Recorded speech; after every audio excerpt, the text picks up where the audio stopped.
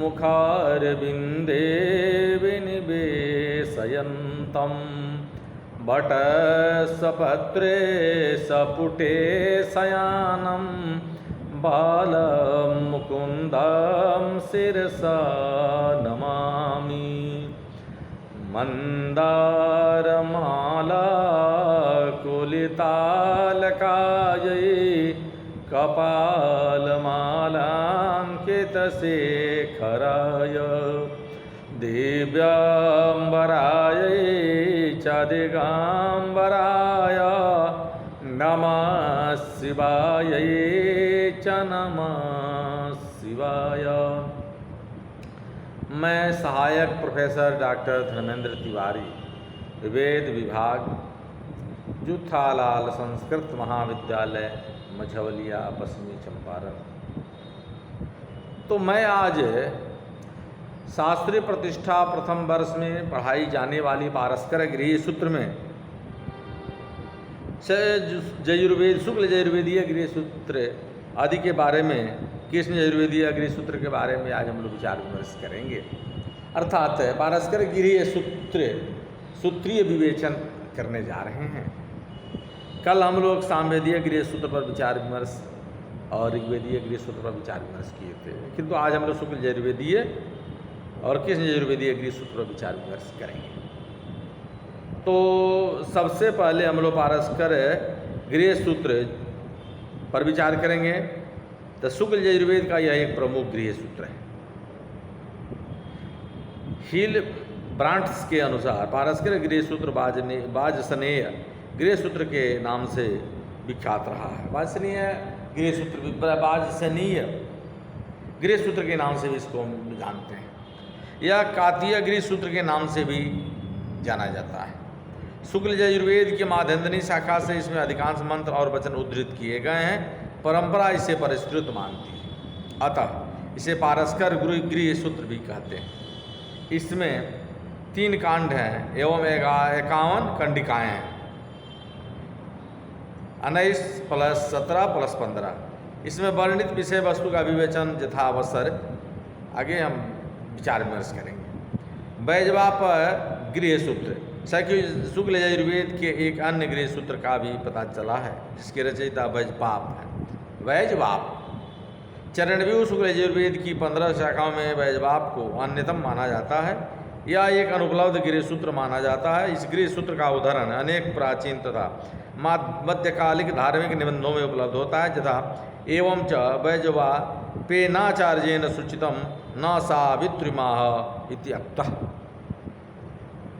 ऐसा कहा गया है। अब कृष्ण यजुर्वेदीय गृह सूत्र, तो बौधायन गृह सूत्र आता है इसके अंतर्गत। यह गृह सूत्र बौधायन कल्प सूत्र का एक विशिष्ट अंश है। Mysore government oriental library series के सन 1920 ईस्वी में प्रकाशित यह गृह सूत्र परिभाषा, गृह शेष तथा पितृवेद सूत्रों के साथ समन्वित है। इसमें 4 प्रश्न हैं।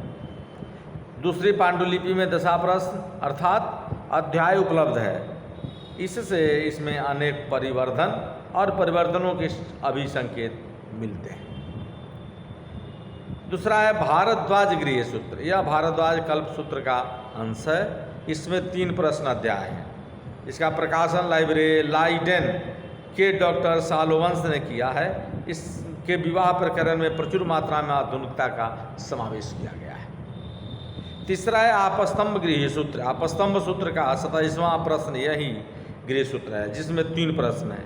यह गृह मंत्र पाठ के गृहों का निर्देश करता है। यह गृह पाठ 8 पटलों में विभक्त हैं। प्रत्येक पटल के भीतर खंड हैं, जो संख्या में 23 हैं। खंडों के अंतर्गत सूत्रों की स्थिति है, फलतः समस्त ग्रंथ सूत्रों में विभक्त है। चौथा है हिरण्यकेशी गृह सूत्र। इसे सत्याषाढ़ गृह सूत्र भी कहते हैं। हिरण्यकेशी कल्प सूत्र का यह 19 तथा 20 प्रश्न रूप है। गृह अनुष्ठानों के मंत्र इसमें विशद रूप में दिए गए हैं। इसमें प्रयुक्त अनेक शब्द अपारणीय हैं। इस पर मातृरथ की प्रौढ़ व्याख्या है। डॉक्टर क्रिस्ते ने 1889 ईस्वी में वियना से प्रकाशित किया था। इसका अंग्रेजी अनुवाद sacred book of the east में डॉक्टर ओल्डेनबर्ग ने किया है। 5वां वैखानस गृह सूत्र। तैत्तरीय शाखा से संबद्ध यह गृह सूत्र अवांतरकालीन माना जाता है। अनुष्ठानों में प्रयोजनीय मंत्रों के केवल प्रतीक मात्र का इसमें उल्लेख हुआ है। इन सभी मंत्रों का एक स्वतंत्र संकल्प व्याख्यानसीय मंत्र संहिता में किया गया है। डॉक्टर कैलेंट ने इसका अंग्रेजी अनुवाद भी किया है। छठा है अग्निवेश गृह सूत्र। इस ग्रंथ के रचयिता अग्निवेश नामक वैदिक आचार्य हैं। इन्होंने तैत्तरीयों के बाधुल शाखा के अंतर्गत अग्निवेश उप शाखा का प्रणयन किया है। अन्य गृह सूत्रों की अपेक्षा इसका वर्ण विषय तथा रचना कौशल नितांत भिन्न है। इसमें वर्णित नारायण बलि, यति संस्कार, संन्यास विधि, वानप्रस्थ विधि आदि के ऊपर अवांतरकालीन धार्मिक संस्कारों का प्रभाव स्पष्ट रूप में परिलक्षित होता है। सामान्य सूत्रों से इसकी प्रस्तुति भिन्न है। यह त्रिवेंद्रम से प्रकाशित है। सातवां है 12 गृह सूत्र। मैत्रायणी शाखा के अंतर्गत 12 उपशाखा का उल्लेख चरमगृह में किया गया है। फलतः यह गृह सूत्र मैत्रायणी संहिता के मंत्रों का उल्लेख करता है। इसके अधिकांश सूत्र मानव गृह तथा काठक गृह के समान ही हैं। गृहोपयोगी विषय वस्तु के अभाव में यह अधिक महत्वपूर्ण नहीं है। काठक गृह सूत्र, इस गृह सूत्र का नाम लौगाक्षी गृह सूत्र भी है।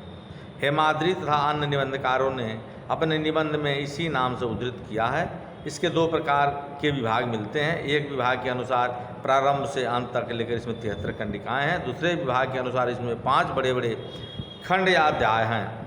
5 खंडों में विभाजन के कारण इसे पंचाध्यायी भी कहा जाता है।